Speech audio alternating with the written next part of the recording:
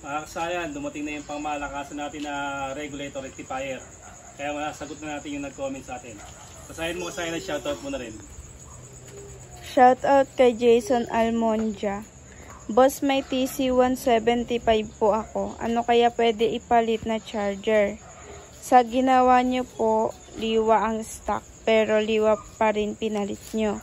Wala naman po pagbabago sa brand. Bakit mas malakas po yung pinalit nyo? Same lang sa name ko.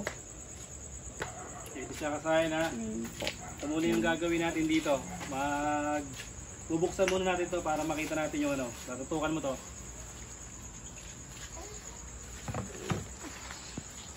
Buksan muna natin to ha.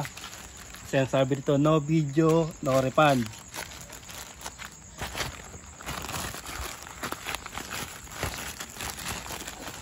Yung pangmalakasan natin. Sa pangmalakasan ng Rusi, na mga full wave na Rusi, ganyan yung mga ginagamit nila. Pero ito yung pang ano natin to, pang diin. Ayan siya, kumikintab na oh. Reflectorize na, lumalabas na yung kanyang ano, tatak. Same ano daw yung ginamit natin, pero bakit daw mas malakas yung sa atin. Ito na siya ha.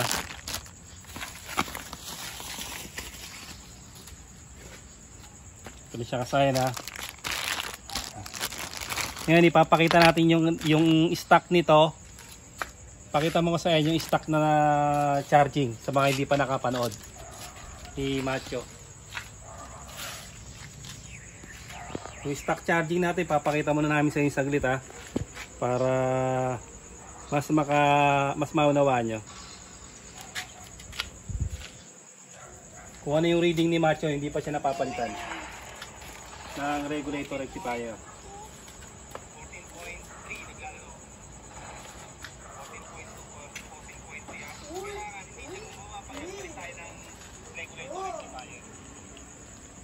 Ano? Okay na po. Ay, salita ka para marinig nila. O hanggang ilan yung reading.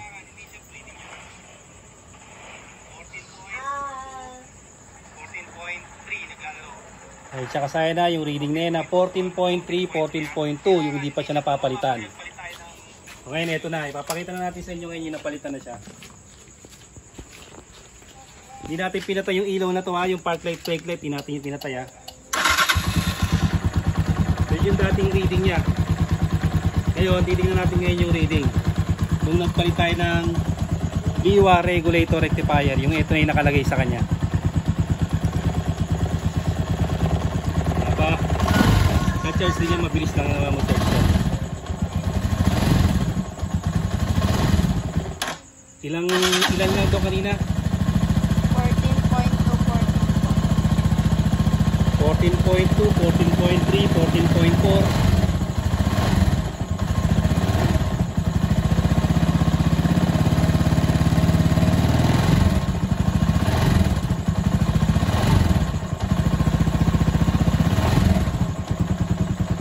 Ayan na siya kasayan ha. Tataas pa yung reading niyan. Nasa 14.5 na kagad siya. So nakaliwa regulator rectifier na tayo ha. Pag hinintay natin tumasyan, ito ipapaliwanag ko muna sa inyo. Ito, galing to sa ano, sa Rusi SS110.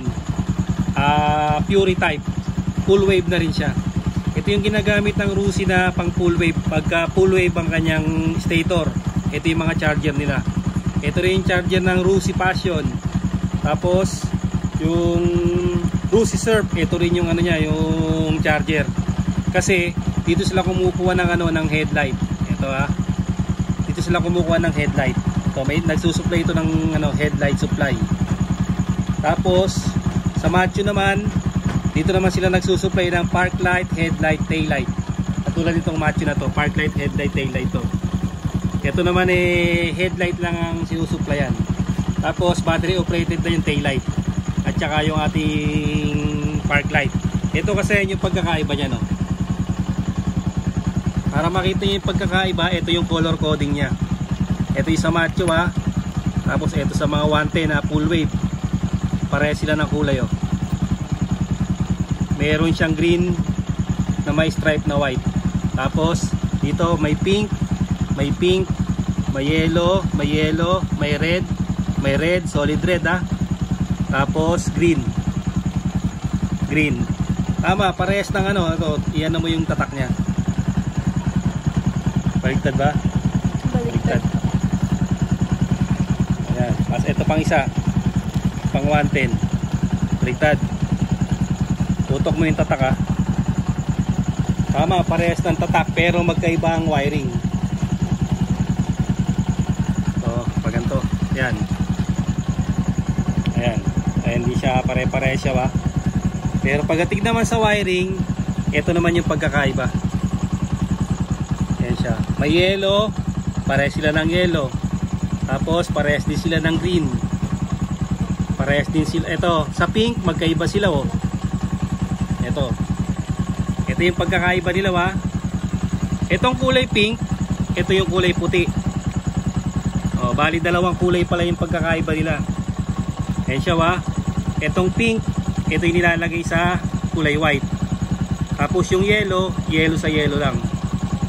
Oh, yellow sa yellow, green to green, red to red, pink to white. Ayan, pink to white ha. Oh, tapos ito ilalagay natin sa accessory wire black to black. Black to black kung Honda o mga Rusi. Pwede rin nating isama rito kagaya ginawa natin sa video, isinama natin sa red. At pwede rin sa accessory wire. Ito yung pagkakaiba nila. Ito yung ginagamit sa mga full wave. Kaya hindi nyo pwedeng gamitin kagad ito.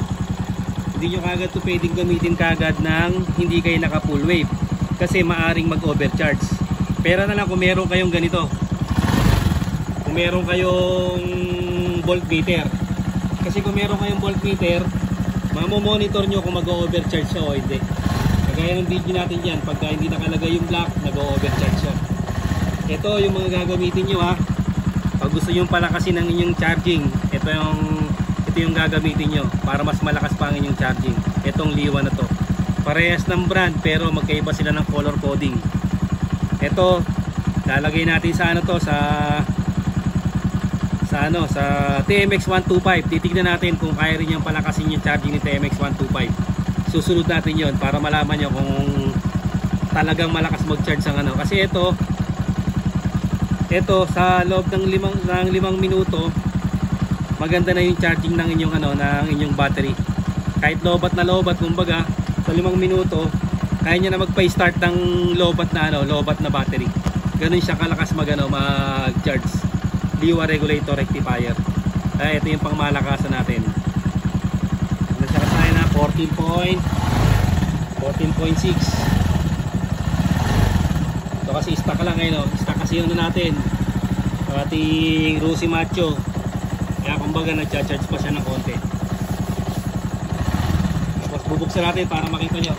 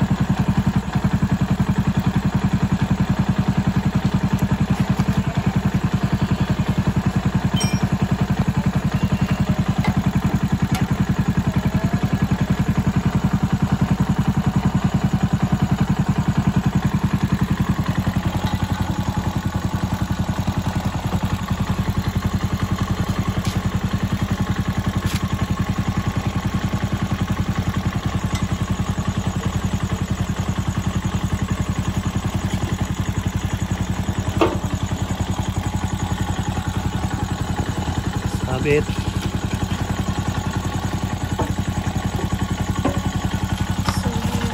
Sabit yung gas natin.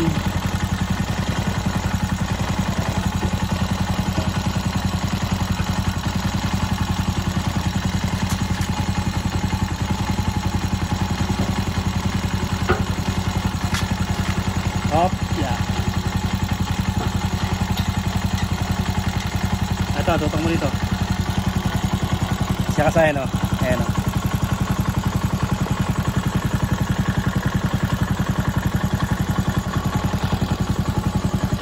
Meron siyang kulay black. Black at yung white, ha. Oh, normal lang to na umiinit, ha. Normal lang na umiinit ang ating charger. Ayan yung tatak niyan. Oh, yung white sa pink, ha. O yan, white lalagay nyo lang sa pink.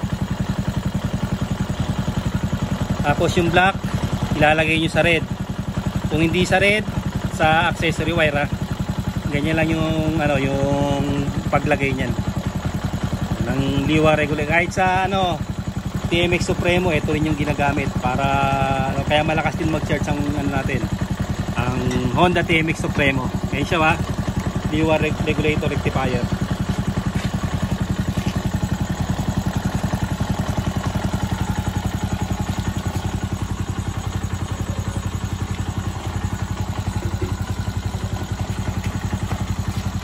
Lang to si Match, hindi natin napapatakbo, hindi natin nagagamit eh. Kapag kainan natin sa ano yan,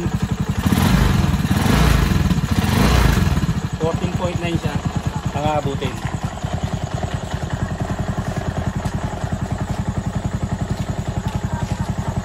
Sabi ko 14.9. Tutok lang muna dyan.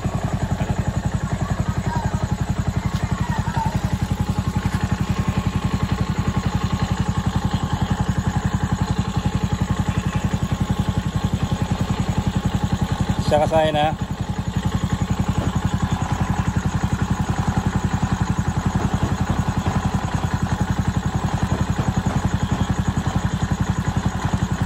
Yan ang nagiging reading niya.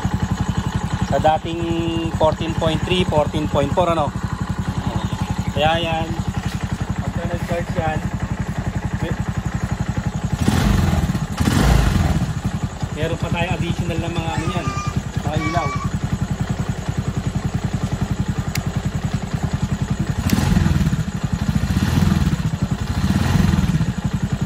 Gumamit pa tayo ng ilaw, gumagana pa yung ano yan, gumagana pa yung fast charge yan, ha. And 14.6 na yan, ha. Ayun siya kasayan, maabot siya ng 14.9. Ayun yung reading yan. Kaya ganyan kalakas mag-charge si Liwa, hindi siya magkaparehas, ha.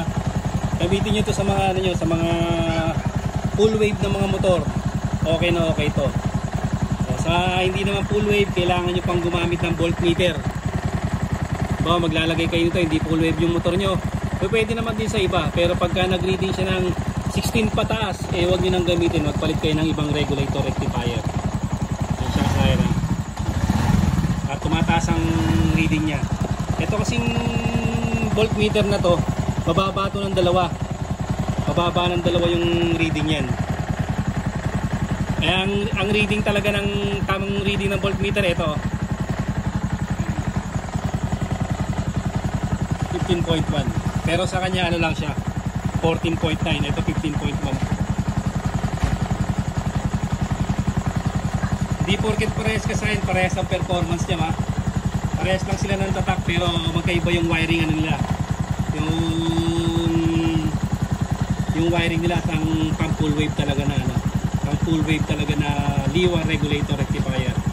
Ang gumagamit naman ng ganyang kulay, kadalasan din yung Rusi. Yun ang gumagamit ng mga Liwa, katulad ganito. O, sana yung naliwanagan na yung ano, ito bali ang gagamitin mo, ito ng Liwa ang gagamitin mo. Kasi nakita mo naman kung paano tumaas yung ano, yung reading, yung pinalta natin ng Liwa. Same ano siya, ha? Same brand, pero sa color coding magkaiba. Mas malakas to. Kahit yung TTGR meron ding ibang ano, may ibang kulay din. Gantong kulay din yung kailangan gamitin nyo. Kahit gagamit pa kayo ng TTGR, kasi yun ang mga malakas mag-charge. Hanggang dito lang mga kasayan. Salamat sa panonood.